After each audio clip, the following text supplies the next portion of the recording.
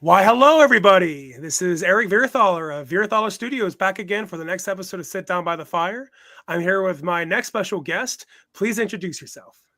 Hi, I'm Lawson Nuland, a actor, comedian, and sound guy in the Atlanta area. Thank you so much for sharing all that. I've been hit by a bus.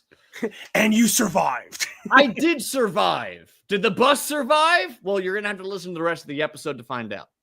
Exactly. And yeah, and now that you mentioned all that, it definitely got me more curious. So how about that you tell my audience what exactly inspired you to get into the industry of film? Oh, what inspired me to get into the film industry? Yes. When I was in my sophomore year in college, I started hanging out with a video production club. I think it was called like Tangible Productions. At the time, I was in mechanical engineering and suffering. I'm good at math, but I don't enjoy doing math. Right? I didn't wake up every day and be like, man, I can't wait to do this dot matrix. Wow, calculus is fun. I was good at it. I got A's. I did not enjoy my time. Yeah. Ignore my cat going behind me. Hi there. Yeah. Damascus, you're going to say hi to the camera or you're going to, no? Okay. All right. And basically, the more I worked with the video production club, the more I realized, wow, actually, I like this way better than film or way better than studying engineering. Man, I mean, listen, I was also taking thermodynamics at the time, and you might think, wow, I bet that was an interesting class. It was not. It was awful. One of the worst experiences of my life. And film was just more fun. And I loved going somewhere and coming back at the end of the day and be like, wow, I did this. I have something to show for my work. I didn't just sit at a computer and plug in stuff into equations for 8 hours. Yeah. Well, hey, I mean, if it makes you feel any better, I mean, at least that you got good grades, like when you did math, because that was not my experience. Once you realize people just want you to do things a very certain way every time, it got easier. I also benefited from having study partners who I could be like, hey, I don't understand how series and sequences work. Please explain.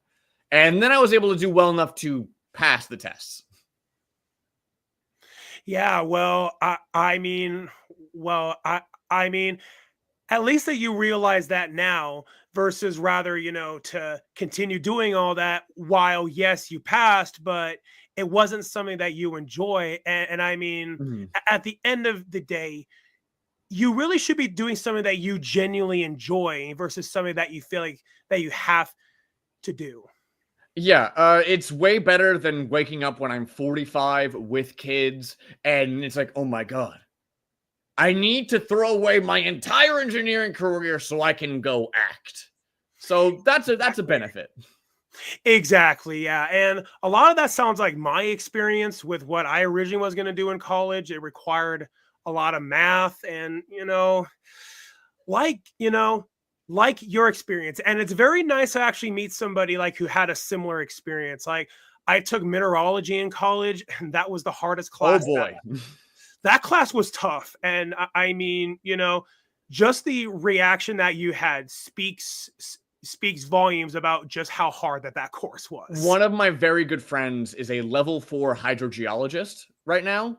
And that is a real thing, listener. I'm not making that up. And I've heard all about when he had to like do his master's and everything else. And it's like, wow, this is a lot. Glad I did not do this. Yeah, same here. And, I mean, going back to what I said, it's better to realize it now versus when like you're in your 70s. Yeah. I mean, the thing is, 70s is fun because by then, if I theoretically I could have retired and then had the free time for it. True, yes. But my worst case scenario was I'm 45, I got kids, and then it's like, okay, cool, I need to go change professions entirely, start from scratch when there are people that depend on me financially to do well. Yeah, that definitely would make things hard. Yeah, there's only so many times you can give a kid ramen before they get sick of it. Exactly. Yeah. And while yes, ramen may be financially nice because it's probably the cheapest food that you can get out there, people will get sick of it. Yeah, yeah, not my bag. I mean, I eat ramen plenty. I am an actor, so it's not like I'm doing great financially. I do fit the struggling actor um vibe, but I try to eat occasionally. I occasionally put like Worcestershire sauce and some red pepper in my ramen. Right. Yeah. And it's actually rather ironic that I finally met somebody like who also did the same thing. It was because, with me being in college, ramen was only one of the only things I can afford, which is what a lot of Mhm. college people relate to. And I got tired of it eventually. And so then I was like, maybe to mix it up, I could put like hot peppers or any other sort of seasoning on it. And I thought for the longest time that I was the only one who did that. And now it's really nice to know that I finally met someone else who does. I The longer I've been with my wife, the higher my bar gets for food. So now the idea of just eating like Velveeta mac and cheese is like, I don't want. If I'm gonna have mac and cheese, I gotta have ground black pepper in there, little bits of sauces and stuff, a little bit extra flavor, maybe some Parmesan cheese, because I want it to taste good. Because now my level of comfort for food is like you need good tasting food. It's not just enough that you can eat it. Exactly, yeah. And I mean, it's one thing to, eat to survive, but if you're gonna eat it, you should actually genuinely enjoy it. We have to usually eat 3 meals a day, and we need to be enjoying our time. It's like when you get a mattress, you got to make sure it's a good one. You spend a third of your life asleep. Do you want your time to be miserable? Oh, of course not. No.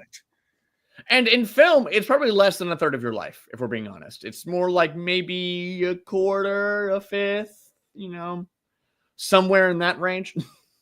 Around there, yeah. So out of all the films that you've worked on, what would you say was the film experience that you had the most fun with? Ooh, most fun. I'd say there was a short film that I worked on last year, which was my first ever real like fight choreography based one. There is a stunt guy named Brian Alexander who works in the Atlanta area. And he basically went over the steps with me and the other actors.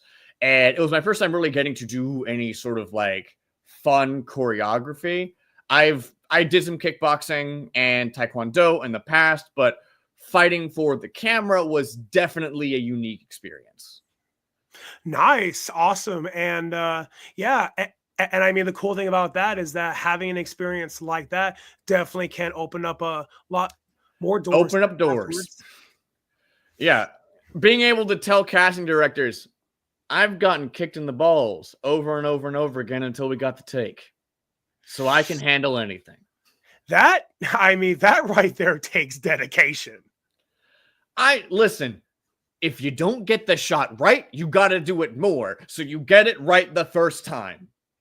Exactly, yeah. And that right there is one of the things that will separate film acting like from theater acting. I mean, Mhm. I mean, one will say theater acting is a lot harder. Some will say that film acting is a lot harder. I Mhm. But yeah, I mean, that's one of the things that can make film acting a lot harder is that especially if it's on a lower budget, meaning that Yeah. you don't have as much time like to do retakes and knowing that if you don't get it right, knowing that that director is going to make you do it over and over and over again, that can get exhausting. Oh yeah. Being in Atlanta, I've worked on a lot of indie stuff, and I moved here in 2018, which a lot of people call the last really good year in Atlanta for film. Because since then, we've had COVID, we've had the strikes, we've had AI, we've had so many things. Yeah, But hey, I mean, it seems to me at least from my understanding, it Mhm. seems that Atlanta is finally starting to build itself back up again. Allegedly, for me, at the very least, I felt a little bit like Charlie Brown. Like, oh, are you ready to kick the football? Are you ready to hit the football? And it's that every three months, we're like, oh, in another 3 months, the film industry is going to be back. And they've been saying that for 2 years. Well, I So, guess. I mean, fingers crossed, of course, that it comes back because I like having money to live and spend on goods and services and get good food, as previously mentioned, and Right. also, of course, film gear. So, Yeah, since I'm crossing my fingers and hoping for the best. same I as got my well. I got my first audition this year, like the other day, so it's like, okay, cool, someone coming Awesome. back. Yeah, Awesome.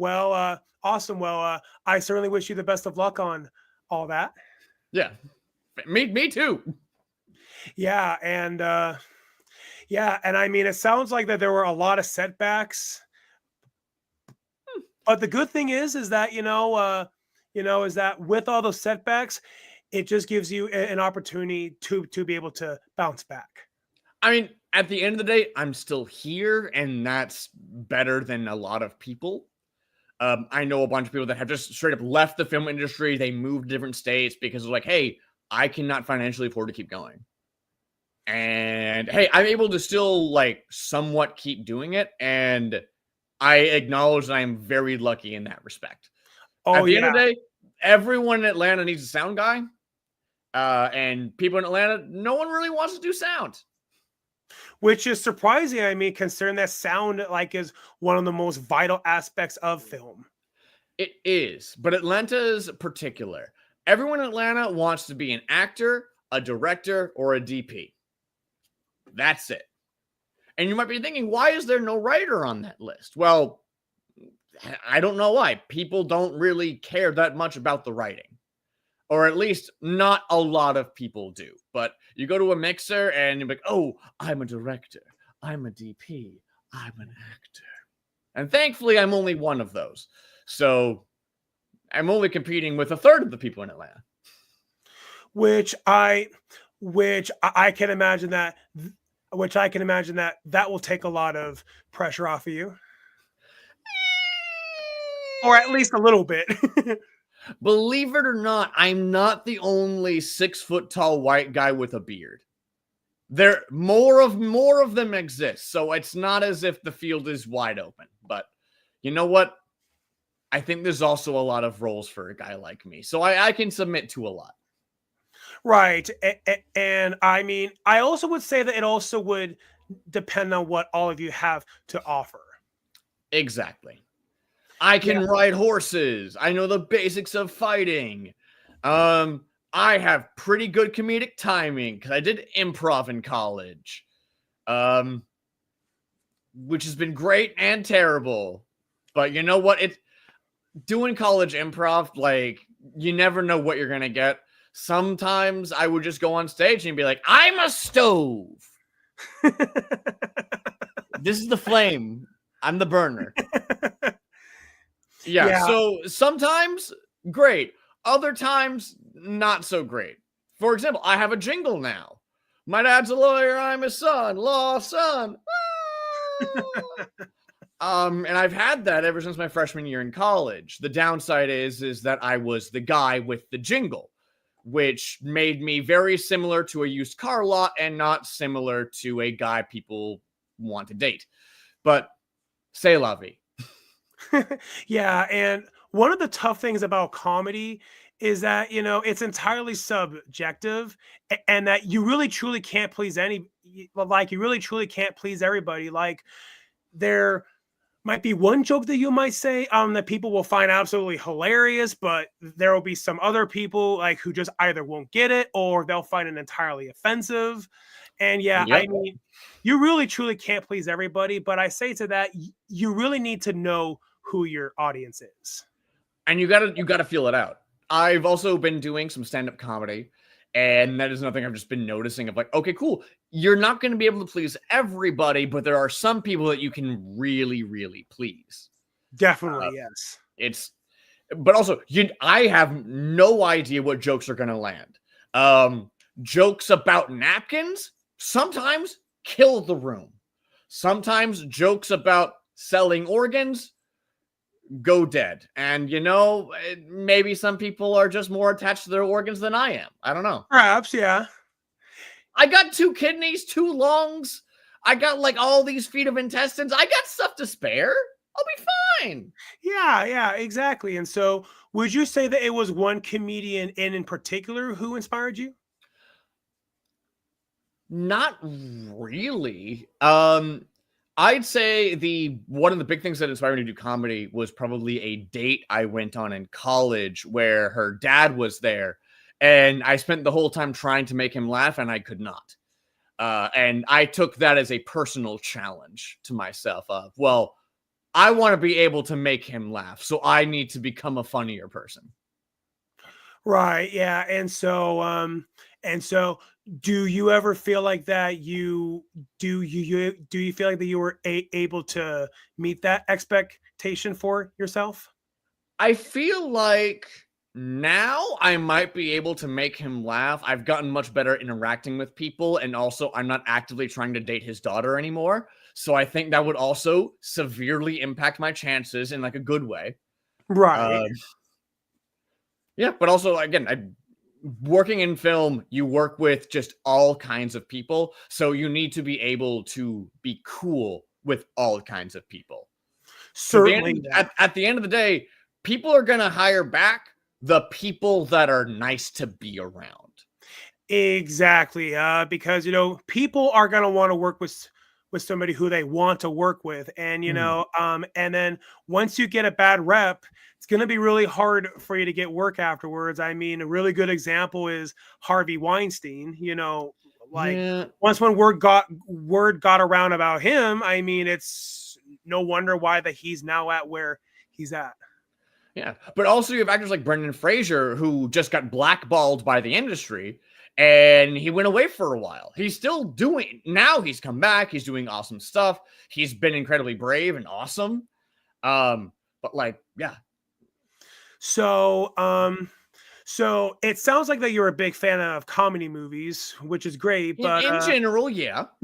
But yeah, would you say that you would be open like to doing any genre, or would you say that comedy is your number one focus?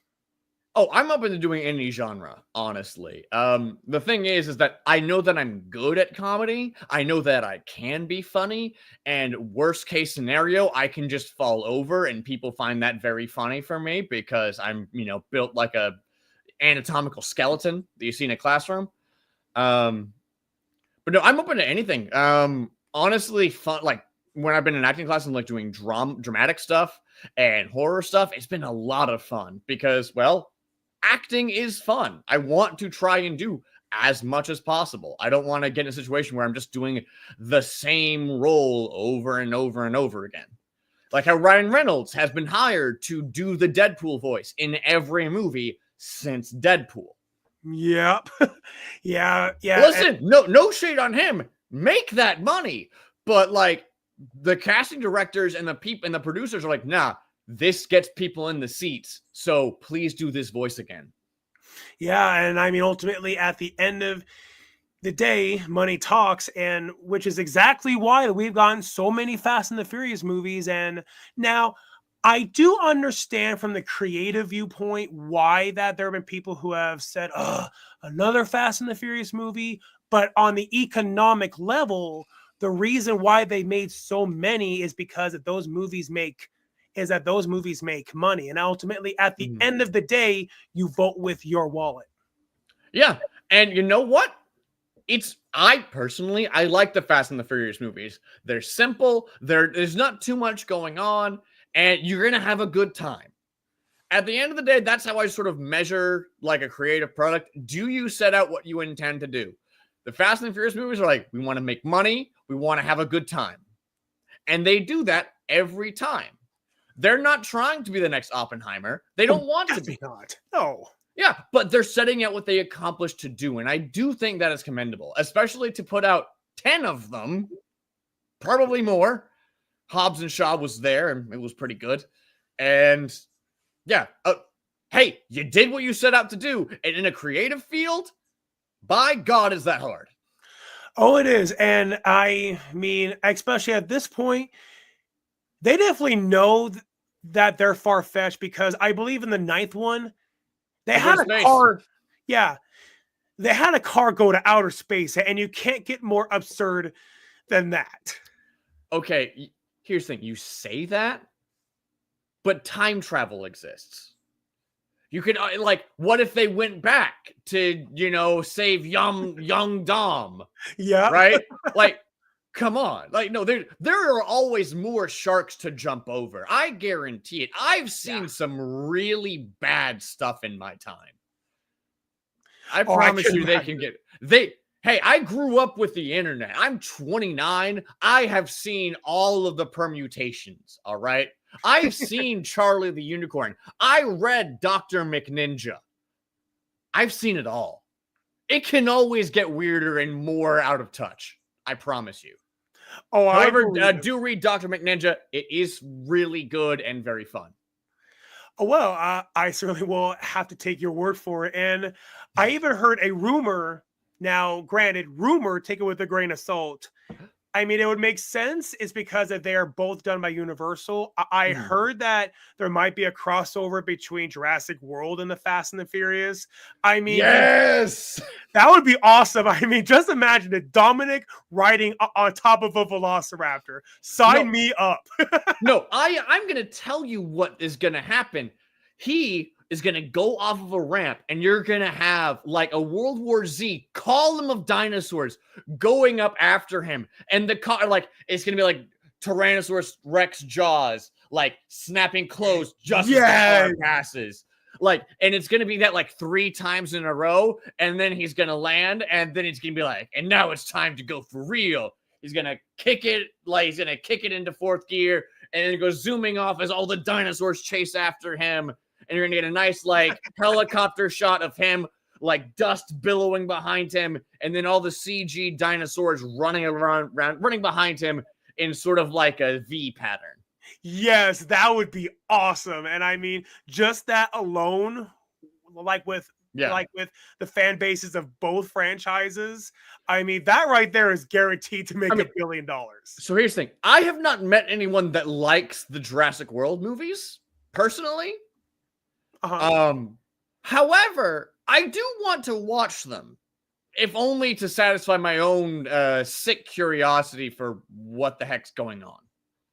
I mean, in my own opinion, I don't mind the first Jurassic World, although it had a few dumb ideas here and there. Fallen Kingdom, it was fine, but it's a very hard fine. It's okay, cool. I could take my kids to watch this, I guess. Yeah.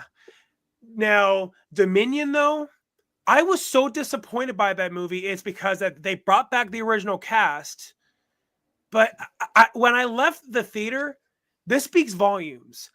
I never felt that need to rewatch it again. And that's, it's look, I do understand that they put a lot of hard work into it, and that's fine, but I'm just being honest. I just felt like it could have been better.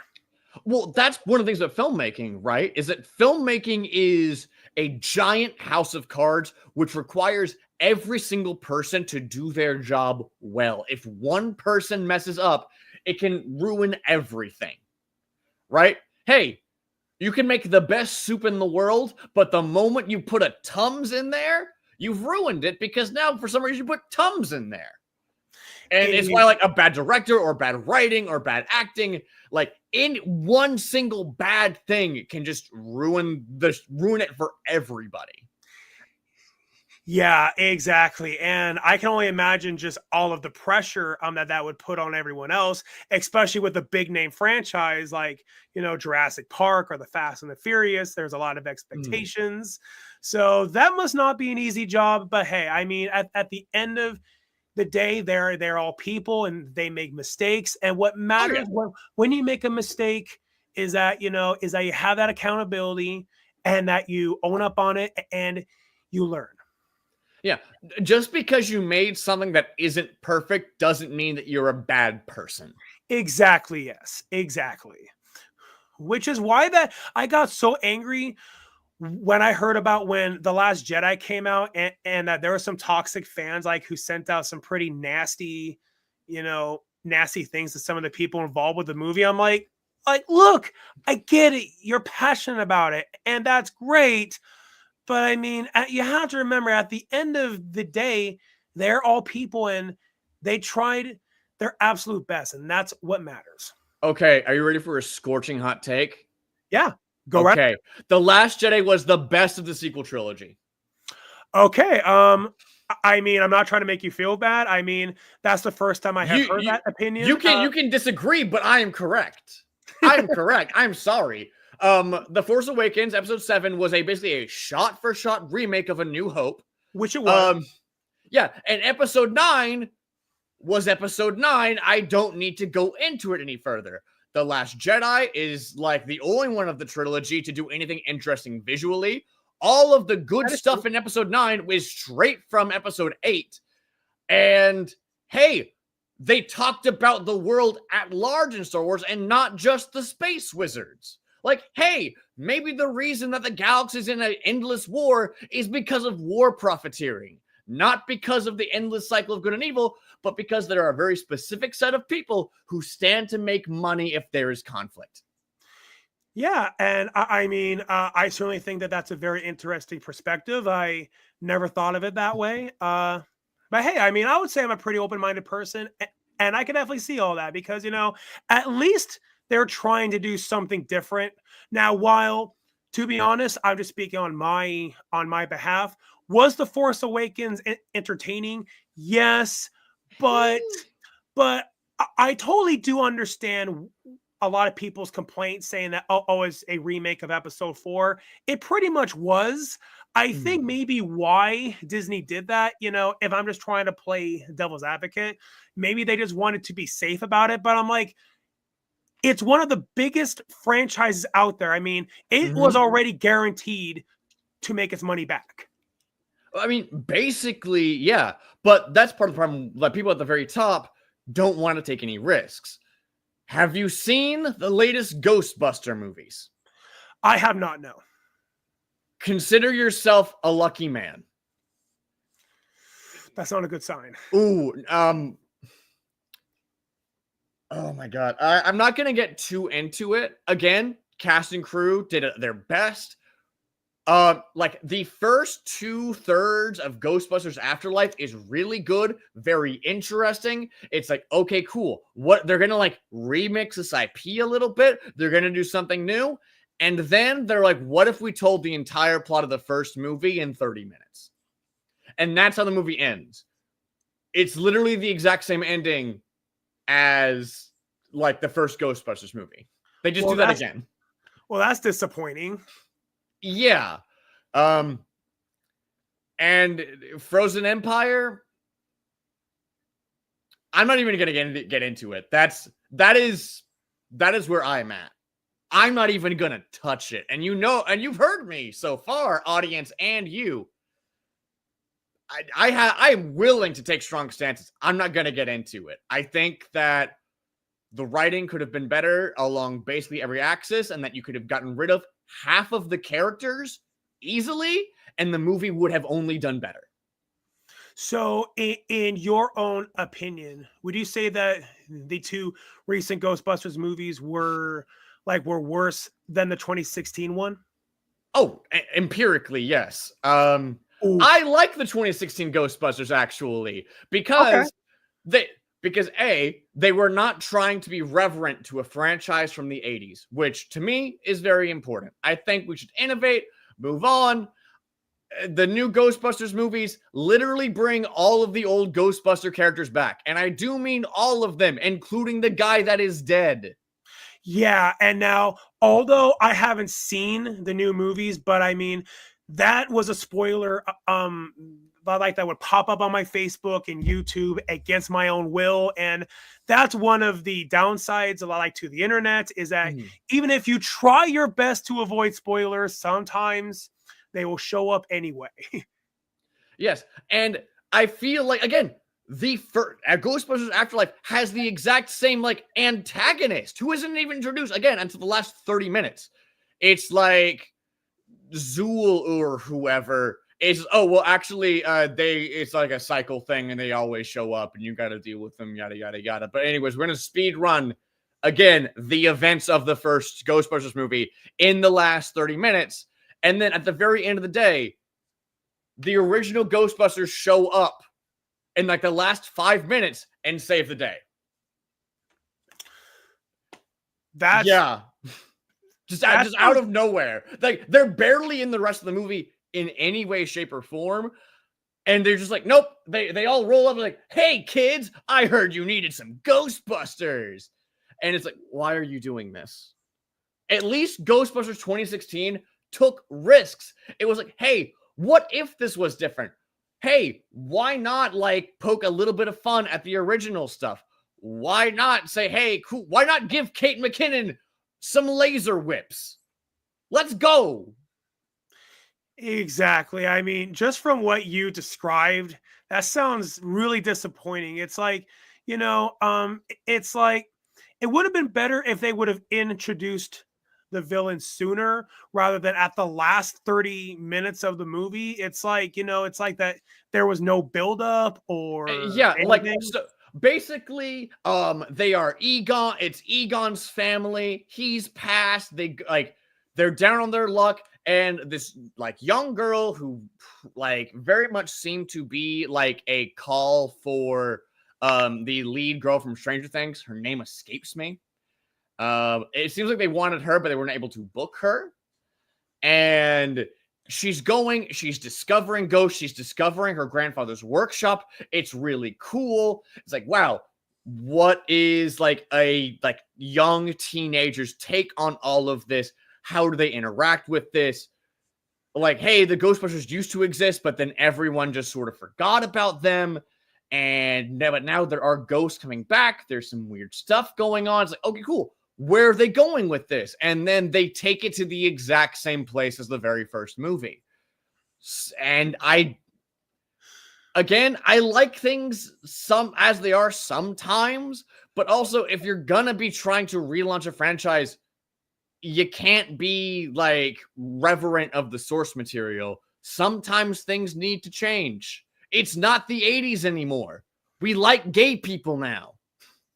Exactly. And I mean, things have changed, cultures change. And what I learned, like with taking business in college, and this does apply because the film industry is a business. Mm-hmm. One of the reasons why so many businesses will fail is because they don't keep up with the times. A really good example of this, although I'm a huge Sonic the Hedgehog fan, but this is where Sega failed and when Sony succeeded. When Sega released the Dreamcast, although I love the Dreamcast, I have a lot of childhood memories with that console, but the fatal flaw is that it couldn't play DVDs. While when DVDs were really popular at that time, and that's one of the reasons why the PS2 succeeded. It was because that it could play DVDs, and it saved people a lot of money if they just bought a PS2, which they could play their games on it and they can play DVDs. And that's where Sega didn't keep up with the times. My family used my PS3 to watch every single Blu-ray we ever got. And also Netflix and everything else, because it was their first oh, hey, what if technology could do more stuff? Now they have an Apple TV and they're absolutely set.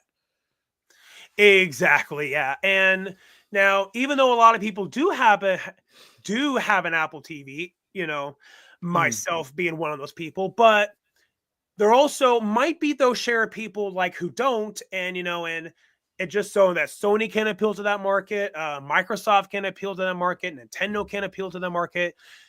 It probably would still be wise if they included it anyway, just for all those people who don't have an Apple TV. Yeah. Well, I mean, you can actually install apps and stuff on your Nintendo Switch. I have Hulu and Crunchyroll on mine. Nice. Yes. My Switch, which is right here, actually. I have a handy Right. dandy prop. Correct. That's Hooray. awesome. So Oh, yeah, no, the Switch is, I think, the best console of this past generation. Aside from maybe the Steam Deck, but that's a different conversation. okay. So now they say that. I'm just curious as to your reasons why that you would say that that's the best console in years. The big thing is that nobody else is doing a handheld. Like, there is mobile gaming, but Sure. unless you want to play a Bejeweled clone, and like there are a handful of really good phone games now. For the most part, it's like adware. It's just different stuff that's meant to serve you as many ads as possible. So your phone, despite all the technological advances, isn't great for gaming. So Yeah. Nintendo was like, hey, what if you wanted to game on the go? And so that's why the Switch is so good. You can take it to the airport. It holds its charge for like 2 to 3 hours, which is great. If you have a like long commute on like the train or something, you're going to be fine. And also for indie games, it is absolutely fantastic. Like if you ever look at the Nintendo store and like the Nintendo eShop for smaller games, it's chock full of them. Yes. Can it run God of War? Absolutely not. But I can play Overcooked on there really easy. And I can take it to my friend's place by putting it into my bag. It's really convenient. It's portable. And, it has a headphone jack, which, I mean, I'm clearly using wired headphones. Yeah. Oh, definitely. Yeah. And, and now that you say that, back in like the early 2000, like early to mid 2000s, like there was the PSP, there was the DS, there was the Game Boy Advance and the Game Boy Advance SP. But nowadays, with the advent you have the Switch, and that's it. Yeah, like exactly. Like you also have cell phones and Androids and iPads. But now that you mention it, like the Nintendo Switch, as far as my knowledge goes, I'm pretty confident and say that is the only handheld console like that there is nowadays. I mean, technically the Steam Deck exists, but that you're still gonna have like an internet connection and stuff, and it's like just take it on a trip to go. The people that I know that have Steam Decks really like them. I'm not the biggest fan. I mostly game at home in my gamer chair, and but yeah, if I'm going anywhere, I usually try to bring my Switch. Because again, it's portable, and a lot of the games that are on there are also easier. Like you're getting a PS5, you're getting an Xbox One X. I'm not sure. Microsoft is doing some very weird stuff where they're trying to go all in on Game Pass and also go all in on like having a new console that no one knows the exact name of. I don't know. But I do know that Pikmin and many other similar type games are on the Switch, and that my wife can play them, and that they're easier to play for people who have less gaming experience. I've been playing video games since I was like 3 years old. That's not everybody. Yeah, and unfortunately, like with how things have been like for me, I mean, I definitely do love video games. It's just I just don't have as much time for them anymore. But I mean, that's one of the things about getting older is that you don't have as much time for some of the things that you used to. I mean, it's all about finding that balance. Yeah. But also, if you consider like the flagship like titles you have for Sony and Microsoft, you have Microsoft, which has Halo, I guess, and Gears of War, and you have Sony, which has The Last of Us and God of War. Whereas like 20 years ago, like you had stuff like Jack and Daxter and Banjo-Kazooie. Like there was way more kid focus, and now there's way less of that. And I feel like Nintendo Switch has the market on kids. And also because the console is way less expensive. You can get like a Nintendo Switch Lite for like $150. So yeah, and which is perfect on that. You mentioned the Switch is a lot less expensive, because that was also one of the things covered in business, is that, people like to be able to buy stuff where they can afford. I mean, that makes sense. And that's one of the reasons why the Sega Genesis actually succeeded over the Super Nintendo. It was because that they lowered the price of the Sega Genesis, so therefore a lot more people were willing to buy a Sega Genesis. And now I will admit I haven't done research on this, but I have that gut feeling. I have that feeling like that the Nintendo Switch might be outselling Sony and Microsoft simply because of that. I mean, here's the wonderful thing with the internet. You can easily type it in, right? Sold super easy. What's those units? Nintendo Switch versus PS5. Nintendo Switch has sold 142.06 million units through July 2024. I'm not surprised. Yeah. It's also Nintendo's best-selling home console. Wow. I was not aware of that. And the fact that it has beaten out the Wii, which even grandparents purchased because they knew that they could play Wii bowling with their grandkids, it outsold the Wii. That's impressive. And I mean, considering that even my own parents would play the Wii with me. And, I mean, to make myself clear, it's not that they hate video games. It's just that I have only seen them play them only a handful amount of times. Mm-hmm. Yeah, it's just not like, for me, especially with the advent of Discord and everything else, it's a way for me to interact with other people, and just play game and just to hang out, and it's a shared activity. Oh yeah, certainly, and I could write a whole novel about all the lovely memories I have playing Wii tennis and Wii basketball and all that. And I knew plenty of other people at that time, who had a very similar experience. Mm-hmm. Oh yeah.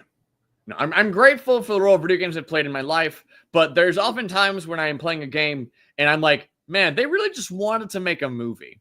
Have you played anything by Hideo Kojima? Okay. Now you have to keep in mind, I definitely have been behind on playing video games because my life's been so hectic. Remind me, what games?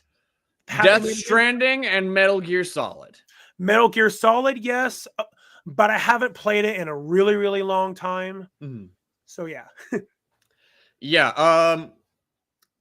I think Hideo Kojima is a guy who fundamentally wants to be making movies and is instead making video games that feel like movies. It is why he is recruiting Guillermo del Toro, Conan O'Brien, Mads Mikkelsen, and doing extensive mocap with all of them for his games. Because, well, that's just what he likes to do. Yeah. I'm trying to bring the conversation back to movies. Back to film. Yeah. It's a full circle moment.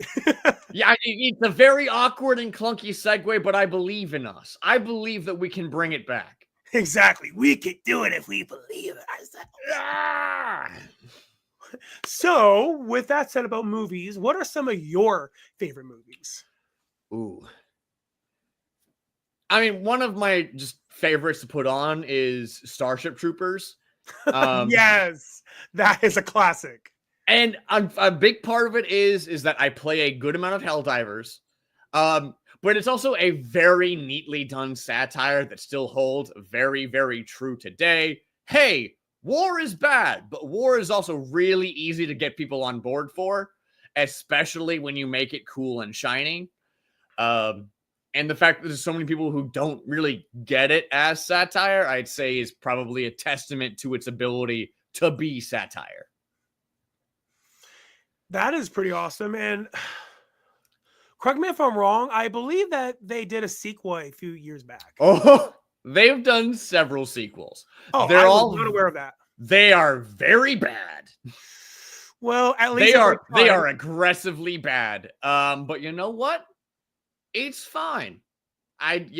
Sometimes you strike gold and you don't hit it again.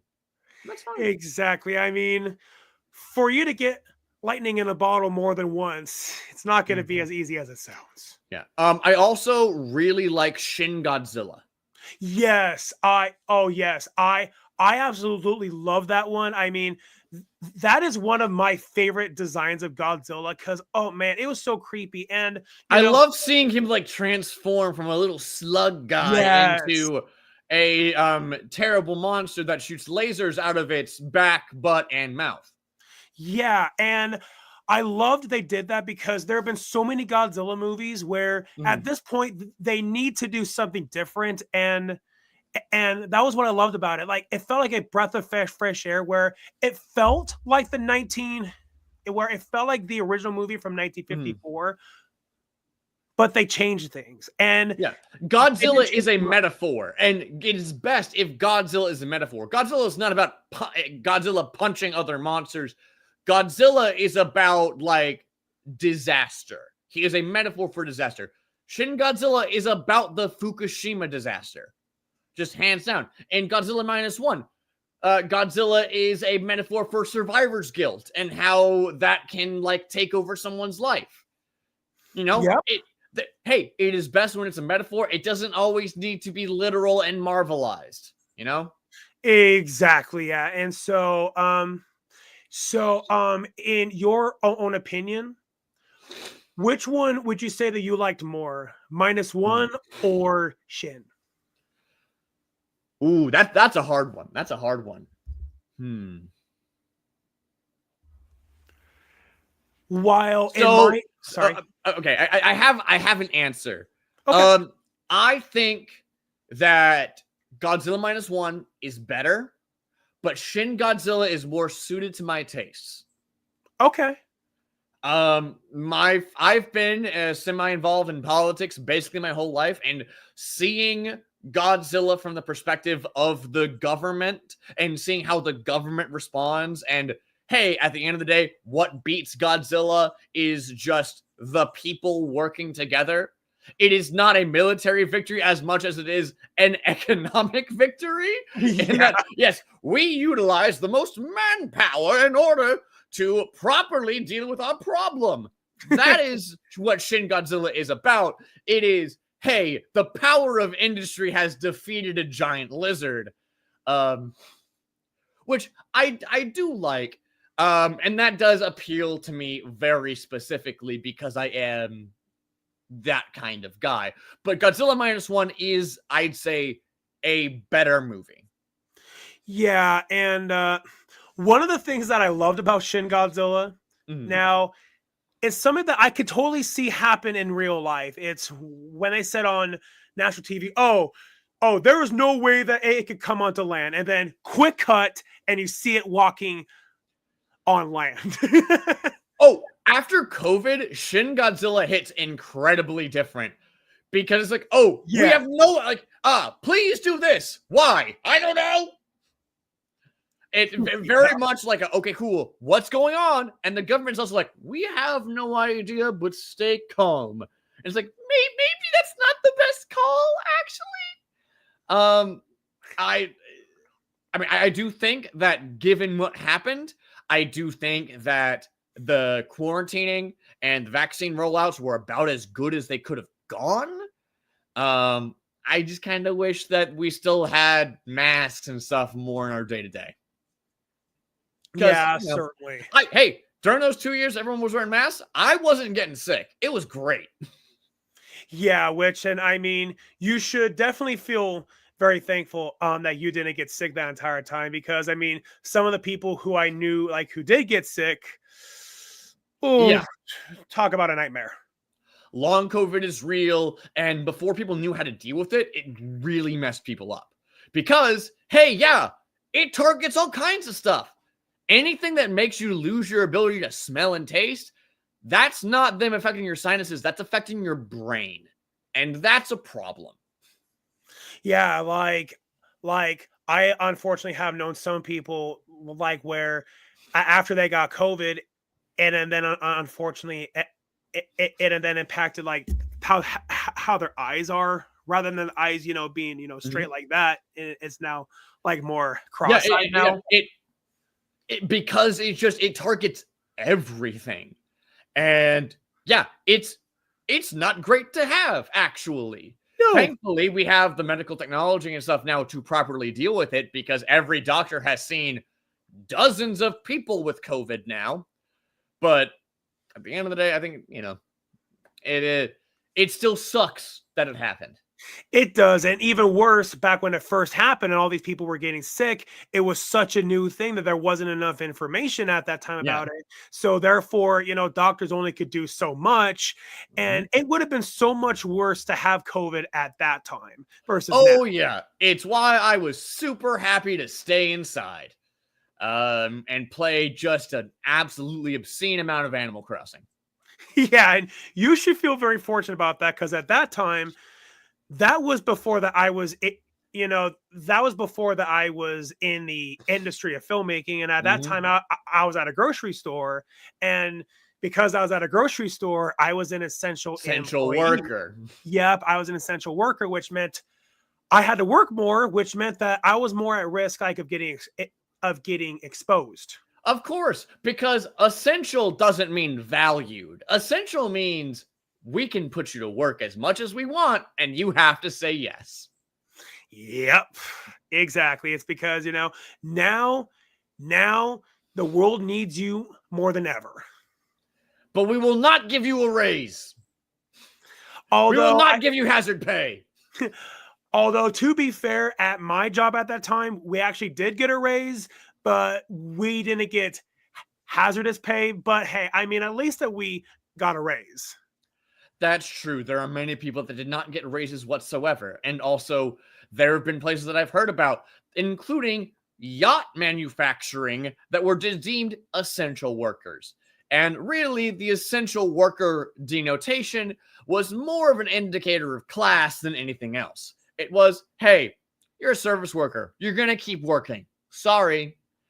Meanwhile, everyone else is going to get to sit home and Instacart all their groceries. Yeah, exactly. And I mean, I would be so mad if I was somebody like who was considered an essential employee, and that, you absolutely should get a raise, but knowing that there are people who didn't, I'm like, that is ridiculous. Yeah. Yeah. Well, at the end of the day, money talks, and it's not like everyone's going to quit their jobs during a pandemic. People still needed to eat. Yep. And I mean, people still have bills to pay. People still have rent they got to pay. And, and they have to support themselves and their loved ones. It's just the way how it works. The fun never stops. Whee! Yeah. Exactly. Oh man, 2020. I can't believe that was 5 years ago now. That was 5 years ago. It's been, time has flown. Thankfully, it's flown for me in some mostly good ways, but it's still been 5 years. Wow, that does not feel right at all, knowing that COVID was 5 years ago. Yeah, I don't like that. I also don't know how to feel about like films and TV shows that just don't talk about COVID whatsoever. Like, that the thing that really has thrown me with any Marvel project nowadays is like they're treating everything as what, yeah, half of people disappeared from Earth for 5 years, and it's whatever. Meanwhile, I don't know a single person that didn't change because of COVID, whether it was like they just changed emotionally, they got new hobbies, they became either more extroverted, more introverted. Like, everyone was affected by what amounted to 6 months of like quarantining and then like another year and a half of masking. Culture has still changed significantly. And if you're telling me that aliens have invaded, half of all people disappeared, gods are confirmed to be real, and everyone's just like, yeah, whatever, I'm not going to believe you. I'm sorry. Yeah, exactly. And Yeah, and I mean, unfortunately, there actually have been some Mhm. businesses out there that unfortunately never got to recover after COVID. I mean, Oh, all of the big time ones like Walmart, Target, those ones were fine, but all the small time people, mhm. a lot of them were never able to recover. And then you have inflation and everything else, which is boned everyone else. Um, Granted, the US has the best inflation out of the world because we raise interest rates. Not as much as I think we should have. I think we should have raised interest rates more, and that will get me canceled, and I'm fine. Bring it on, Wall Street bets. I don't care. We should have raised interest rates more like they did in the 80s. Yeah, exactly. And and it's one of those things where you just truly just can't make everyone happy. Oh, you 100% cannot make anyone happy. Well, you can make some people happy, but True. it's just like with comedy. You can't make everyone happy all of the time. And if you do, it's not going to be a great time. Have you ever heard of the ice cream problem? I have not no. So the idea is you have 100 people and you need to get them to agree on an ice cream. And at best, you might get chocolate. And when it comes to making decisions, or in this case, the media landscape, vanilla or sometimes chocolate is what wins, which is why we don't get a lot of very weird shows too often. It's why we have a lot of cookie cutter recycled ideas over and over and over because they're trying to appeal to everyone. And so they're not taking any real risks. Hmm. It's why most major movies right now are sequels or tie into a superhero franchise or Reboot. are like a Remake. $2 million budget horror movie. Which those have my full support. I don't watch horror movies, but I fully support any movies. Keep it going. Exactly. And I mean, Take Disney down. yeah, I mean, considering that Terrifier 3, which had a budget of what, $2 million, knowing that that compete against Joker 2, which had a budget of $200 million, Terrifier 3, an independent film competing against a big budget mainstream Hollywood movie, beat Joker 2 at the box office. Yes, because no one wanted Joker 2, but they did it because it was safe, because they figured, hey, more people are going to like this than this other movie. Now, all of like the weird, interesting movies, if they are produced, are usually shunted off to streaming services like day one. Because, oh, hey, cool, it's got a smaller budget. We don't really need to worry about our return as much. Nah, put Hot Frosty in theaters, all right? If Red 1 can be in theaters, put Hot Frosty in there. I don't care. Exactly. Exactly. And I've heard so many people complain about, oh, there's so many remakes and sequels. And I'm like, there is original content out there. You just got to support it. Yeah, like the only real subscription service I really continue is Dropout, which is done by the formerly known as College Humor. Yeah. $6 a month. And it's great. They have shows that come out almost every week because they understand that the way to build a following is to pace out your content. Dropping a full season at once just means that it won't be part of the culture, which we saw with the loss of JoJo Fridays. Rest in peace. Mm-hmm. If you're an anime fan, you'll get that. If not, you have no idea what I said. But you know what? That's okay. Yeah, I mean, I've only seen a handful of animes. Like, I have seen the popular ones like Dragon Ball Z, Pokemon. I've seen, okay, it's a name that I have a hard time trying to pronounce. So sorry, I'm going to do my best. Now, Route 2, I'm so sorry if I butcher that. I did the best that I How could. did you mess up saying Naruto? How? It's 3 syllables. And they say his name constantly in the opening. I mean, to be fair, I've only seen the show a handful of times, and I haven't seen it like in over 10 years. So a lot of it's just by, just by what I can remember. You know what? Fair. I will allow it for now. But the reason I bring up JoJo is because Netflix was releasing like parts 1 through 5, usually on like a weekly basis. So JoJo Fridays were a thing that people on Twitter, on Tumblr, on all your social medias could go and talk about it. Like, oh, I love this episode. I love this episode when this guy shot lasers out of his eyes. But they were made of jukes instead of laser. Actual thing that happens in JoJo, because JoJo's like that. But then for part 6, they released episodes in bundles, which meant that the following that had been built, people couldn't go crazy about it. So I barely saw people talking about it on social media because you didn't get that sense of anticipation each week. Whereas for Dropout, releasing content every week, I have something to look forward to most weeks. And it's like, wow, great. Because they more or less get it. Awesome. Yeah, well, that's pretty awesome.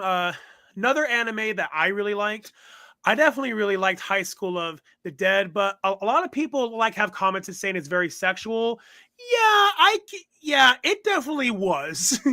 Yeah, just like this much.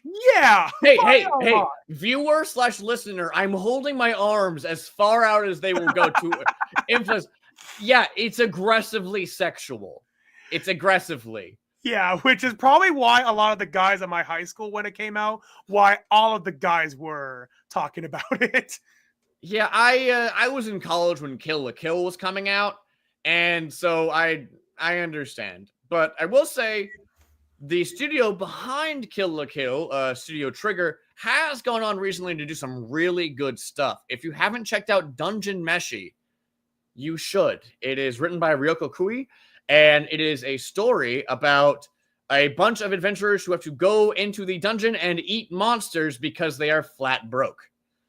And you might think, wow, that sounds kind of lame.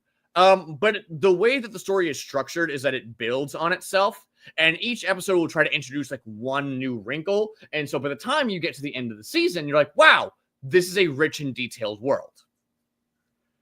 If I have to plug an anime, I'm gonna plug that one. Sorry. Yeah. Well, hey, I mean, you can go right on ahead and you can plug as much as you want. I'm gonna plug everything except my own stuff, which is ironic. Listen, my whole if I'm gonna have a platform in life, I'm gonna use it to. I want more stuff like Dungeon Meshi in the world. I want more cool stuff. I want less Ghostbusters Frozen Empire, please. Yeah, and one of the things I find really ironic about Frozen Empire is that it was released either shortly before or shortly after Godzilla X Kong: The New Empire, considering that they were both sequels and both had Empire in the title. And Godzilla X Kong: The New Empire happened to have had an ice villain, while when, Frozen Empire obviously had to do with ice, and, both of them didn't get the best of reception, and it was just an odd coincidence. Frozen Empire had an evil god or something that was trapped in a Pokeball and then gets let loose. It's not completely a Pokeball, but it's a small hand-sized metallic object that the bad guy spends the whole time trying to get out of, and then it does, and then it's like, rah, everything's kind of cold now. Yeah, I haven't seen Frozen Empire, so I can't know, but it would be really. Oh, I think you should, because I think that part of having a varied and good media diet is watching things that are occasionally not good, because then you can appreciate the things that are good. Mm-hmm. If you only ever watch middle of the road stuff, then you're gonna have weird biases. I saw Argyle in theaters, so I've seen some bad stuff. But it also means God, Argyle's execution was bad. The director, he struck gold with the first Kingsman, and every movie since he's been like, what if I kick it up a notch? And everyone's like, no, please stop. Please stop kicking it up a notch. It was fine. Now, Argyle, correct me if I'm wrong, wasn't that the one that had Bryce and Dallas Howard in it? Yes. Yes, that one. Yeah. They also had no idea how to style her. They put her in a particular dress for half of the movie, and it looks like it's made out of Party City material. and it's just not flattering. And she's a very attractive woman, She is. and they put her in a haircut which did not flatter her. The dress didn't flatter her, and it just wasn't great. She looked hotter when she was in jeans than she did in like the fancy like dress, and that feels weird. And also, Yeah. The big thing is that is sort of like the thing about the whole movie, is that they had a lot of really cool stuff going on in it. They just did not deliver on it in a way that I found satisfying, and they failed to deliver for half of the movie. That's a real shame. Yes, because I know that everyone on the cast is good. Everyone on that, it was a star-studded cast, and they're all really good at what they do.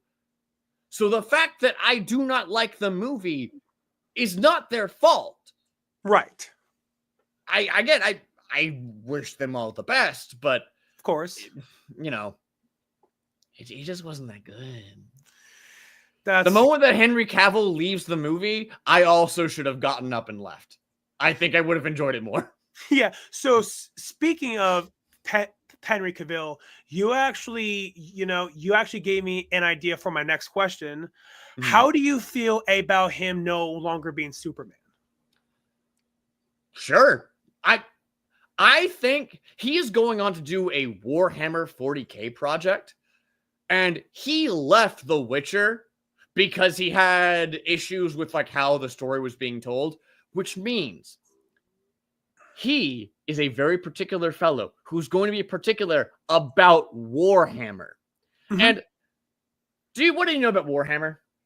Do you know anything? I honestly am not all too familiar with it, so fill me in. I can't, because there is so much lore that I watched YouTube videos explaining all of the major factions, and I spent 3.5 hours on it. And that was just saying, hey, here are all the major factions, here's their backstories, here's what they do. Not even the events that take place. Just, hey, do you know what a Necron is? What is a Dark Eldar? What's a Tyranid? Well, I know all of this now, and I also know that if Henry Cavill is as, persnickety as I think he is going to be, we are going to get an incredibly accurate Warhammer franchise. And that puts my heart at ease, because Warhammer is so deeply and unforgivably weird. It's unrepentantly weird. There is a species of alien that believe that if their guns shoot better when they're red or something. No, I think it's if their spaceships are red, they will go faster. And because they believe that, it is true. That is how the orcs work. They are all subtly psychic. Their spaceships, their machinery doesn't work. They just believe that it does, and so it does. And they're not the weirdest ones by far. Oh, that's really interesting. There's a reason that people that get into Warhammer get really into it, because it is as wide as the ocean, and it is as deep as the ocean. The Imperium of Man, for example, has like a crap load of various factions, all of which are really weird and oftentimes really cool. Looking at you, Adeptus Mechanicus. yeah, definitely. And Battle Angels, Grey Wolves. Like, come on. Exactly. It's like, It'll raise. all I on, want right? to raise the bar for weird, because there's so much like milquetoast stuff, like the Marvelization of everything, where everything's really easy and like straightforward. Nah, bring Warhammer in. There's faster than light travel in Warhammer. You know how?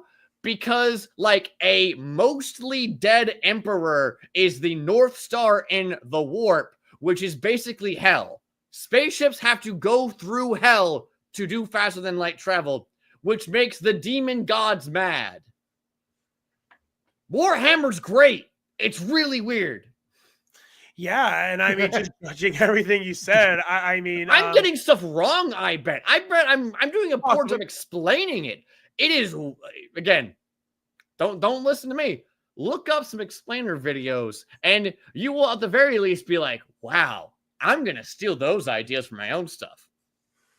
Yeah, and I mean, to be fair, I mean, that is something that has happened quite often within the history of movies. I mean, a good example is that when George made Episode 4, A New Hope. I mean, a lot of the things that he did in that movie actually like were taken like from movies like that came out before, like that whole famous opening crawl that came from I forget its name. Crap, I just forgot its name off the top of my head, but I do know it came from like some cereal, I believe, from like the 40s or 50s, I believe, at that time. Probably. Again, and art is not made in a vacuum. Art is a conversation that people have over time. Right? Like, that is fundamentally how art is. Like, I don't think Wizard of Oz is a good movie, but I do think it's deeply important, and its existence informs every other movie that came after it. Oh, definitely, yeah. Yeah, and Star Wars, or Episode 4, may not be the best movie in the world. Sorry again, I'm going to get hate for this. I'm fine with that. It may not be the best movie in the world, but it's important because of how it has affected everything else out there. Yep. Like, hey, you are going to, consciously or not, reference stuff in your work. You may not intend to, and it may not even be super obvious, especially not to you. But it's part of the conversation. And I do think that that is important. And that is part of why I like film so much, because it is a community activity. It is a community-based art form. You can't really do film alone, and you could not make a good film today without thousands of films being made before you. Exactly. And I mean, now true. Are there certain amateur people like who make films completely on their own without anyone else? Sure. But I really feel like that you really get the full experience when you actually work with an entire group of people. Yeah, no, and that's part of the joy of film. Film is also community. You are bonding on set by working together for 12 plus hours in a single day. Yep. And suffering through people getting crafty for second meal. Yep, exactly. Yeah. And I've the number of times I've had pizza. It's too much. Yeah, I mean, according to what I heard that Bill Skarsgård, when he did that new Nosferatu, there were times when he would be on set for 18 hours. So yeah. It's long, drooling hours, and even more so when it's a low budget independent film, like where their time is not going to be as available as it will be for a larger budget movie. I mean, I personally think we can get film days down to 8 hours. I think we need to go back to the days of yore when film was just a regular job. And you went in, you did your 8 hours, and you went home to your family. I think we can get back to that. I think it's going to need some major restructuring, but I think that it's possible. You can't tell me that you're spending $300 billion gajillion dollars on a project and say, yeah, our biggest thing is the fact that we're paying for crew. No. A lot of this is only CGI anyways, so spend more time investing in making sure people have a stable job. Make sure people have regular benefits. Hey, listener, have you noticed that most TV shows only really have 8 to 12 episodes nowadays per season? Isn't that weird? Because you think about it, and in previous years, back in the cable days, seasons would have 26 episodes, super long seasons. And the benefit of that is that crews were able to feed their families for longer and be able to have more stability in their lives. And studios don't like that. They just don't. Why would they pay more for more episodes? Yeah. And, and it's one of those things where I definitely never thought about that. And I didn't, and now that you say that, now it makes a lot of sense. Yeah. Think about streaming in general. There's no incentive ad-wise to get people to tune in every week. You want people to make one monthly purchase over and over and over again. So you're trying to dangle a bigger and bigger lure in front of them by saying, hey, we dropped all of Stranger Things season 5 now, and all of the kids are now 28. Because they don't have to keep people on the line for season after season, episode after episode. So like, we're going to make small, much smaller shows with crazy high budgets, and some of them are really, really good. But also, because they're shorter seasons, and because of how all of it works, many people are not getting the royalties that they used to. They're just not. Yep. And, oh, yeah. Well, what's that called when when a show gets 100 episodes, it got syndicated, right? Your show gets syndicated, and you can relax. You're good. You won't get that anymore, because what show made in the past 5 years is ever going to have 100 episodes? What scripted show? None. Maybe Paw Patrol or Bluey. But for the most part, they've cut down on the amount of work available for film crews, and they keep pushing the budgets higher, and I don't know where that money is going.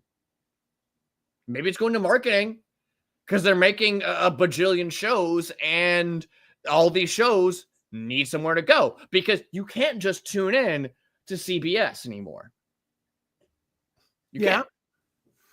You can't just tune in and catch an episode of a show and be like, wow, I like this. The more options people have, they actually end up choosing less stuff. They just get more comfortable. How many, when are you going to watch a new show about something you don't really care about? It's not likely, especially considering now it's all on demand. Yeah. You're not going to watch it. I don't think you're going to watch an episode of Real Housewives of Atlanta, right? But back in the old days, sometimes it would just be on, and then you'd start watching. And that would help get them ad revenue, and that kept everything going.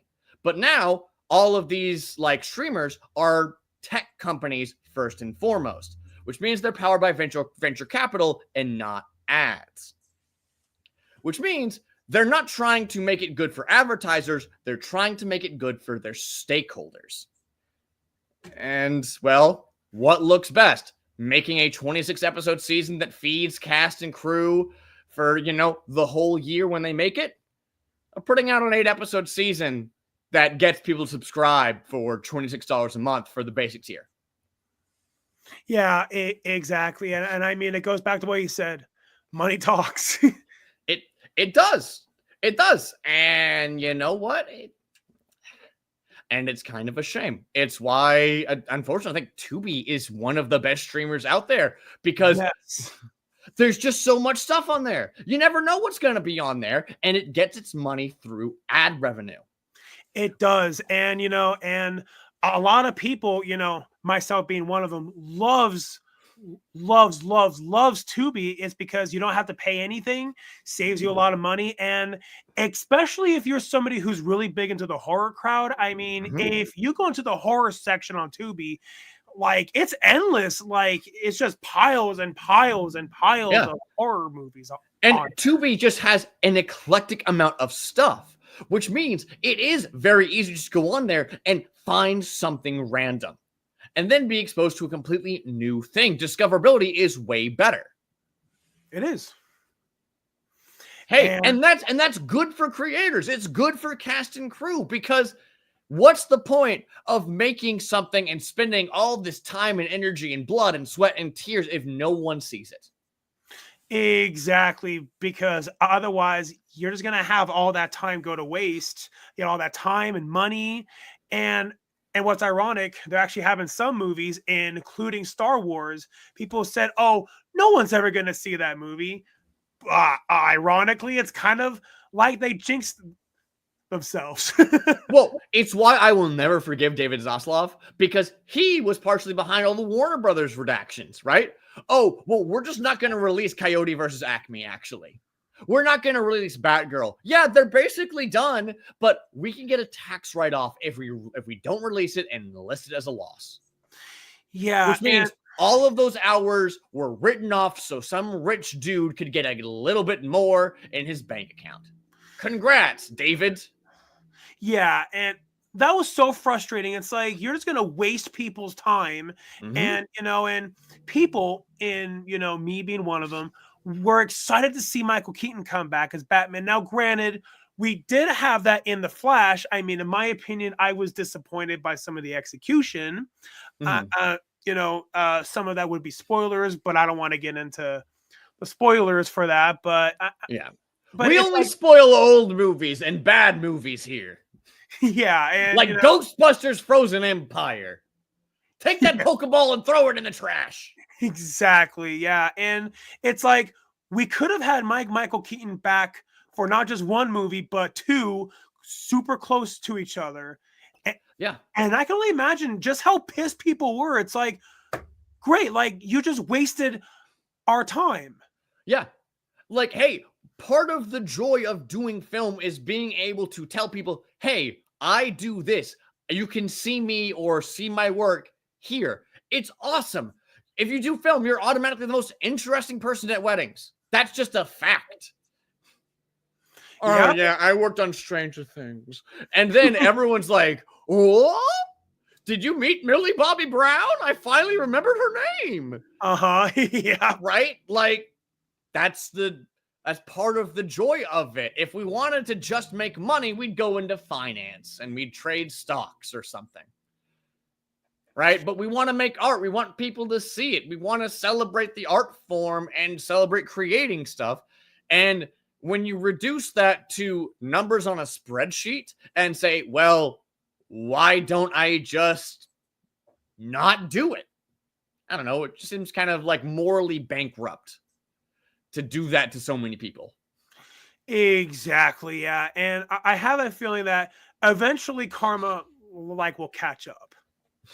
I mean, maybe. Or Well, at least I hope we'll so. see. At least I hope so. I'm Yeah. holding myself back from making a joke, so just keep that in mind. All right, and that's fine. But I at least hope that somebody will at least be able to get a bootleg like a Batgirl, and just Oh, going in that. someone is gonna get fired at some point, and when they do, they're just gonna go and release the cuts, right? If we were able to get the Snyder cut of Justice League, I think we can get Coyote versus Acme. Probably. Yeah. Fingers crossed. Fingers crossed. You're gonna need to download it from your local library if it does end up online, because it's not gonna end up on any streaming services. That's for sure.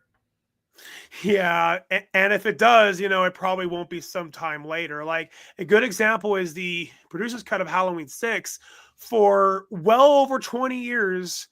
The only way how you could see that copy, like swag, was through a low quality bootleg. Then it finally got officially released on physical media and streaming years and years later. Now, granted, I really hope that for Batgirl, it's not going to be that long of a wait. But listen, we'll see. You never know. Exactly. I mean, the only way to find out is we can only hope some brave hero decides to go and find those files and do something with them. Exactly. And I have a feeling those files do exist out there. Oh, there's no way people would delete them. I would hope not. I mean, there are people who do some pretty evil things. Yeah, but also tech people, even if you deleted it, they'd find some way to bring it back, I think.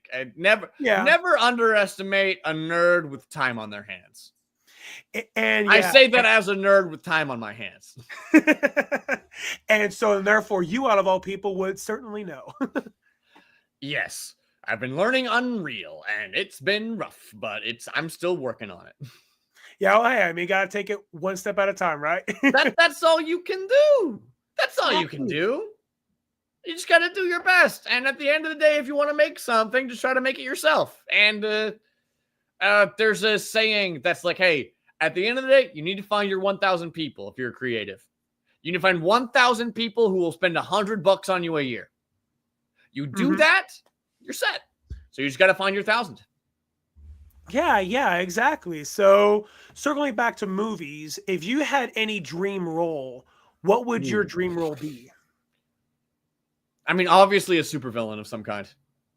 I would love to be evil. Growing up, I watched like Kim Possible and all these fun shows where the supervillains had like island lairs and crazy technology and, hench people. They were enterprising businessmen and women. And also they got to dress like weirdos. And, I'm down for that.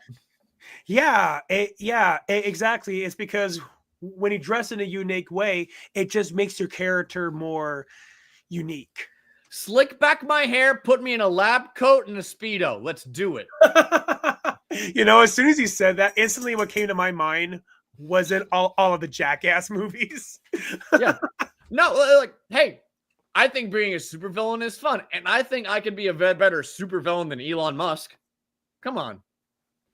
And that's saying a lot, right? Yeah, hey, I'm at the very least going to have some style. Exactly. I want to be walking around like CeeLo Green that one time he was at the Grammys where he was dressed in all gold and like a Dr. Doom mask. No, put me in some weird outfits. Let's go. Yeah, bring on the filthy. I'm fine. Make me weird. I'm already weird. Get weirder. Exactly. And so therefore I really wouldn't have to do a whole lot of acting, right? I mean, the thing is, you have to make it weird, but also believable for the audience. Exactly, yeah. Because ultimately, if the audience isn't going to buy into it, well, and then the whole project is just going to fall apart. I do look up to Jim Carrey specifically because I talk about with my wife often how he sort of bridges the gap between cartoon and human. It's why he was great in The Mask. It's why he's great in the Sonic movies, because he is able to embody that kind of energy while making it feel genuine enough to be believable. Exactly. I mean, people often have said that Jim Carrey is actually a living, walking cartoon character. And I'm like, yeah, that is spot on. Yeah. And he's really good at what he does. If there's anyone whose career I'd like to inherit, I'd love for it to be his. So if you're watching, Jim, hi. Yeah, it's actually really ironic that you mentioned that because I actually have a friend of mine who actually happened to met him. And then she threw me a major bone, and then she actually got Jim to send me a signed photo.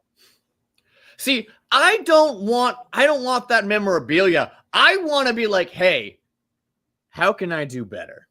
Because I think I'm a pretty solid actor, but I know that I can improve.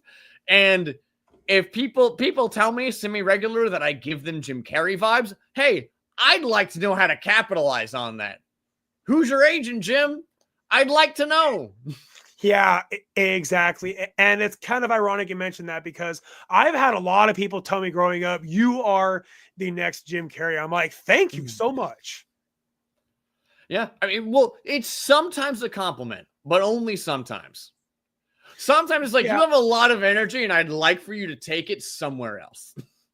Yeah. I mean, it could work for some movies, like say, for Ace Ventura and especially for The Mask. It makes sense for The Mask is because that was already based off of a comic book.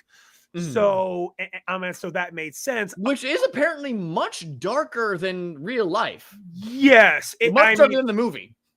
They significantly toned it down for the movie, but I do understand why they did it for the movie. It's because that they wanted to appeal to a broader audience. I do understand that, but it definitely would be nice to have a new Mask movie, which is more faithful. Mm-hmm. Yeah, I mean, they could do it. It's the age of reboots, everybody. Mine as well. Go crazy. I mean, mine as well. And I mean, especially considering that the original comic books were a lot more horror-esque. So I feel like if they rebooted it as a low budget, a reasonable budget, like a dark, gritty, independent movie, I think that could work. Oh, definitely. But who would take over? Me? You? Some other Timothy Chalamet, maybe? Yeah, and that would be the hard thing. And it's like trying to fill the shoes of Jim Carrey.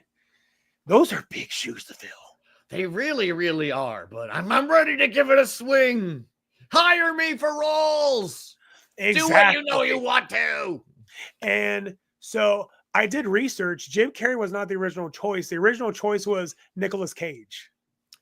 I've heard that as well, and it's completely unsurprising. I think Nicolas Cage is busy. And you know what? I will say, I admire Nicolas Cage's work ethic. He is always working. And you know what? Good on him. I don't want to work that much. Yeah, I mean, it may work for one person, but it may not for someone else. Oh, yeah.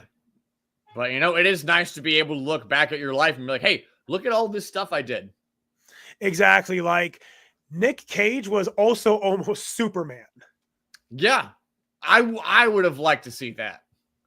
That would have been really interesting, like with the long hair and all that. I mean, it's a very interesting choice. Give me stoner Superman.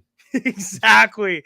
Yeah, bring on the filthy. And considering that it was going to be done by Tim Burton, it was going to be written by Kevin Smith. And I wonder who Helena Bonham Carter would have played in it then. Yeah, exactly. And and Johnny Depp, even like maybe Johnny Depp like as Lex Luthor. I guess. Possibly, but yeah. I don't quite know. I'm not the biggest Johnny Depp fan. I feel like the Pirates of the Caribbean thing was pretty good, but I feel like he rode that a little bit too long. And I feel like the industry did as well. Jack Sparrow, fun character, but not the deepest. And when they tried to give him more depth and like after the 3 movies, it's like, he doesn't need this, actually. It's better when you don't know anything about him and he's just some weird guy. Exactly. And, and the same thing happened to Michael Myers in the Halloween movies, where it's a lot better. It works better when you don't know about the character. Oh, yeah. I mean, that's part of horror in general, I think, is just, hey, you got to leave the mystery alive. You can't just tell people everything. I play D&D fairly regularly, and something that I've learned from DMing is you can't just give people all the answers. That's not satisfying. You need to draw it out. You need to give them bits and pieces at a time because, hey, you might think you want to get all the answers at once, but the truth is that that's the same as reading a Wikipedia page. And that's not good television.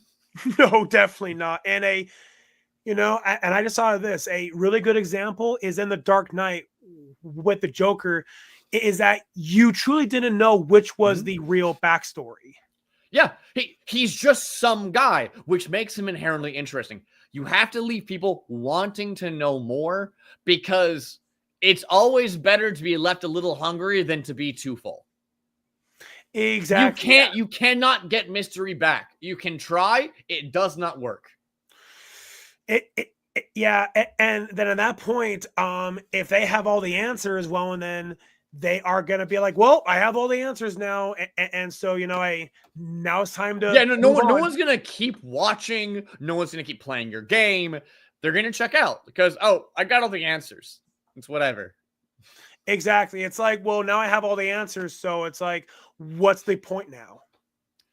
Looking at you, Lost, when people pegged from the get-go that it was taking place in purgatory, and they're like, well, we need to throw 100 red herrings. Exactly.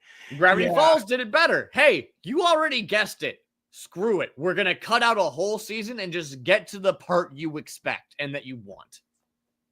Hey, exactly. Treat your audience with respect. It's not that hard. Yep. And that actually reminds me of a quote. Alfred Hitchcock once said, you've got to respect your audience because they are the ones paying to see your film. Yep. Without them, you're just some guy. Exactly, because it's your audience who is giving you the source of income.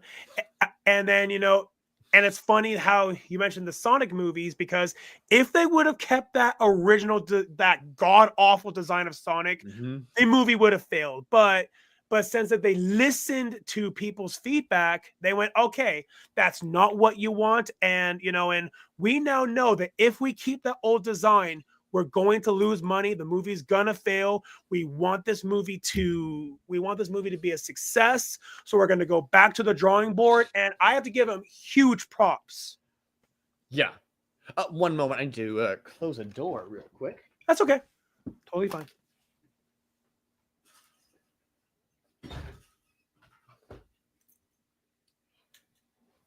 My cat requested that the door was open, and then she went to go cuddle with her mother.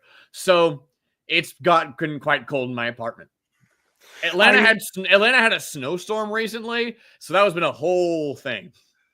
I mean, if it makes you feel any better, I had the same issue, like where my own heater, went out, and even worse, it's freezing cold in my area. So and then I call my landlord, like, okay, can you please come fix it now, please? Because I'm grateful to live in an apartment complex where they get stuff fixed like the next day. It is really nice, and I'm never gonna get over it. Oh, definitely, yeah. I mean, I can say the exact same thing about my apartment. Yeah, it's extremely nice. Yeah. So is So there anything else you want to bring up?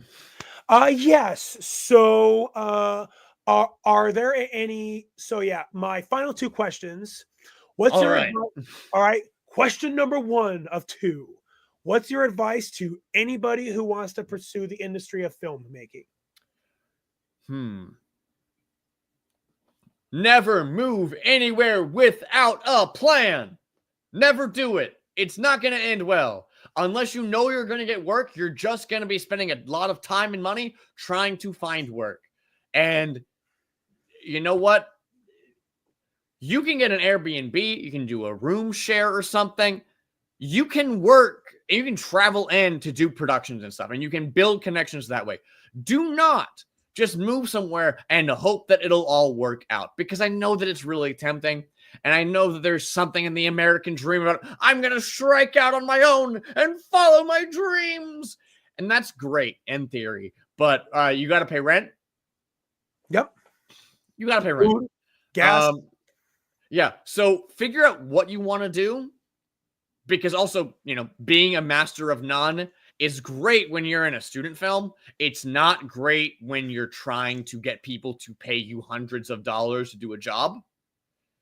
Because, hey, if you do everything, then you're kind of a master of none, and people need you to do one job extremely well every time. That is what film jobs are. I need you to do this thing. I need you to not have problems, because if you have problems, you're going to set me back, you're going to set her back, you're going to set them back, you're going to make everyone wait while you have to fix your gear. Exactly, yeah. And yeah. And it's ironic you say that, because that's actually one of the reasons why that I'm placing my cards right, and I'm making the plan. I'm to go move to Atlanta, since with me being in Montana, there's just not enough opportunities. I've heard there's some stuff in Oklahoma, New Mexico. Like, there's stuff around, but there's not that much stuff, from what I understand. Yeah, exactly, and yeah, and none of those places are even particularly close to you. It's just, there's stuff, but it's not going to be consistent or good. Exactly, which is one of the reasons why that I'm going to go move to Atlanta, because, I just want to have more opportunities. And I mean, Atlanta pretty much has become the new Hollywood. And I mean, people even are calling it now Hollywood of the South. I've heard it referred to as Yollywood. That's however,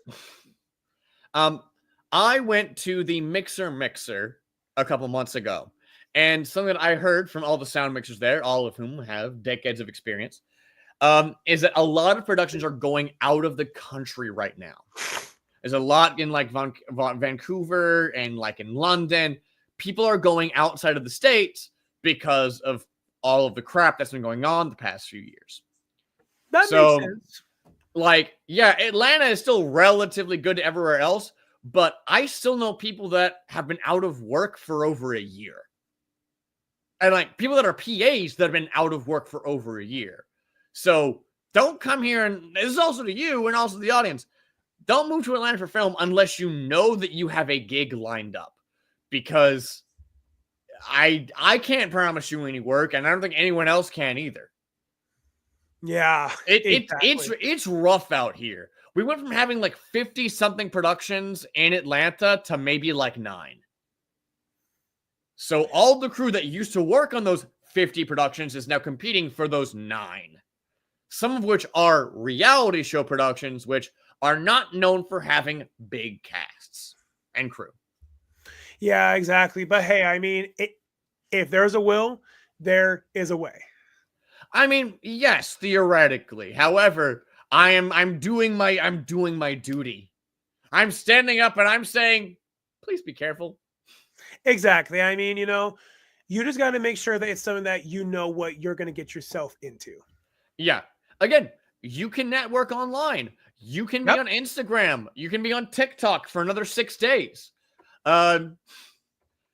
Make contacts, build your network, then come to Atlanta. Or just go where you want to go. And that's to everybody, is plan, but don't plan on planning too much. Because you don't want to get stuck in like analysis paralysis and then end up being 45 and be like, oh no, it's time for me to completely change my life.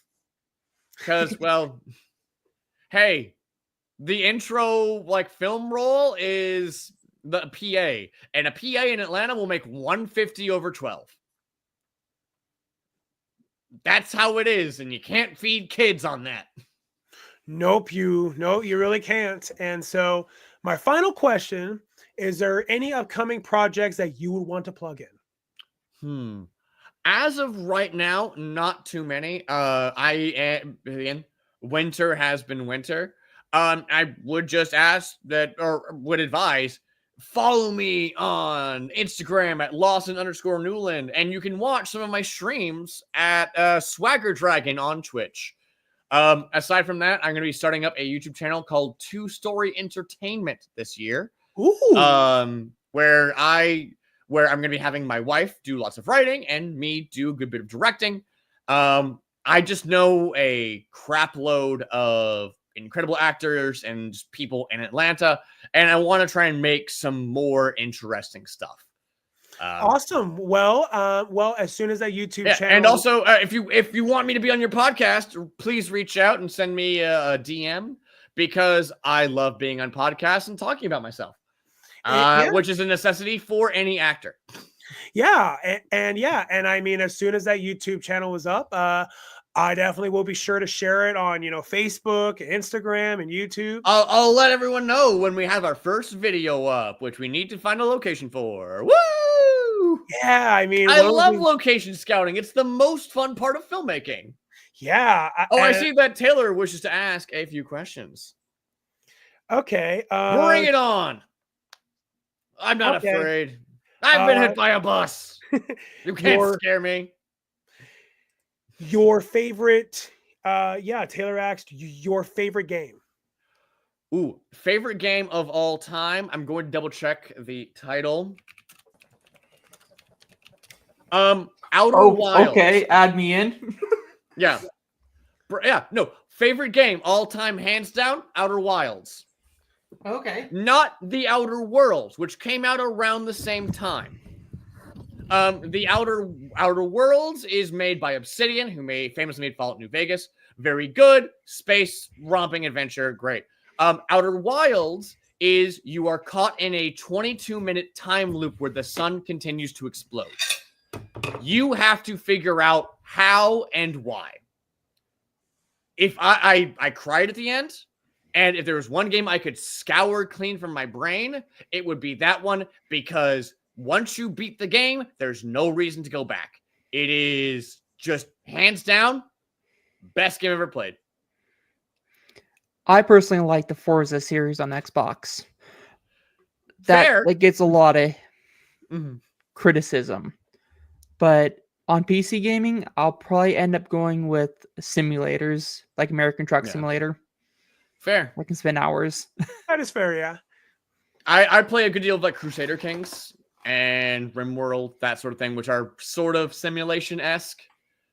Yeah.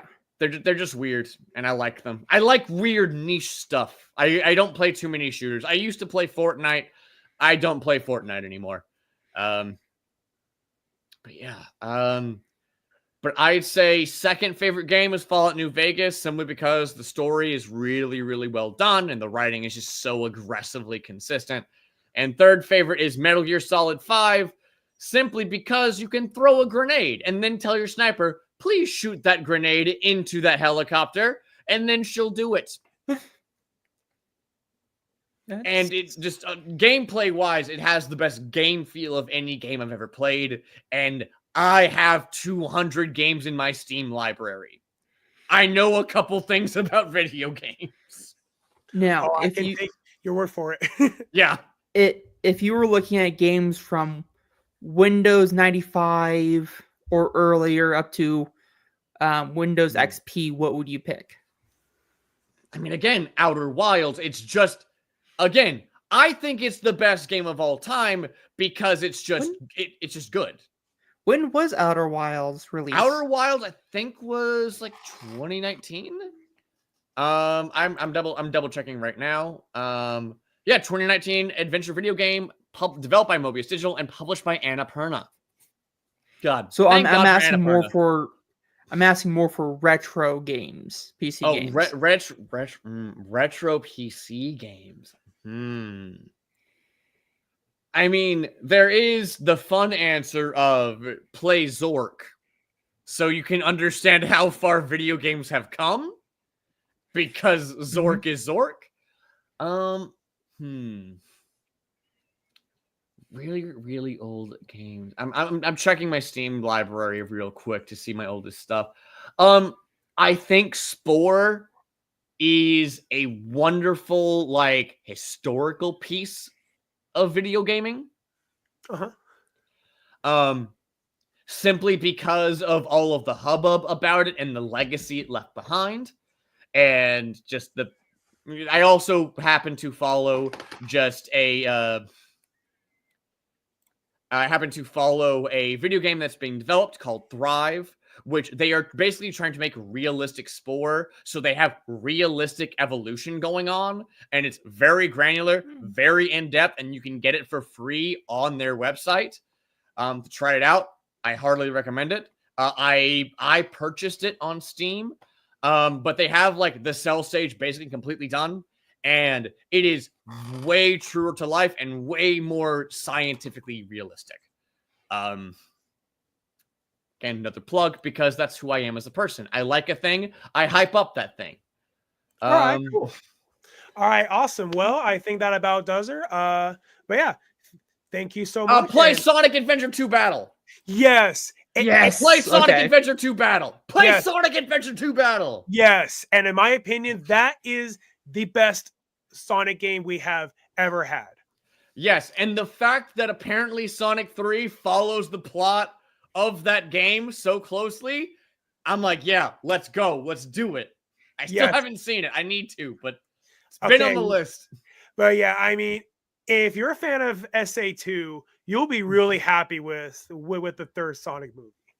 Oh, I've heard some stuff, and I'm looking forward to it, especially. Oh yeah, I mean, when I I just love that game for the Chow Garden, because I'm a little guy that's like, I want to have little guys and raise them, and then have them punch each other. Yeah, exactly. And yeah, all right, you all stay tuned for future content.